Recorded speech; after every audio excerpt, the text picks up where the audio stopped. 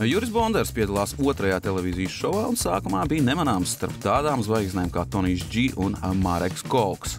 Agresīvu spēlētāju ielenkumā Juris spēlēja nogaidoši, un šī stratēģija atmaksājās. Nospēlējis tikai dažas partijas, Juris sagaidīja, ka lielāko daļu paveic citu un iekļuva heads-up izspēlē.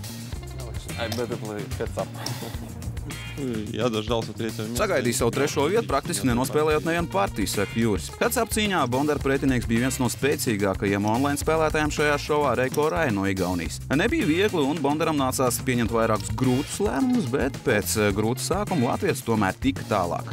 Es varu nomest arī ļoti labas kombinācijas, patīk spēlēt ar labām kārtīm. Ja neesmu pārliecināts, tad labāk nomet kārtas un gaidu labākas. Pusfinālā latviets bija pārliecināts par savām spējām, un visa cīņa atradās top 3.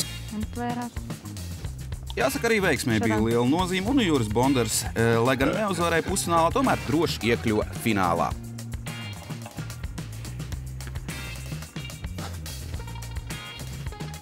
Flash. Vairākus.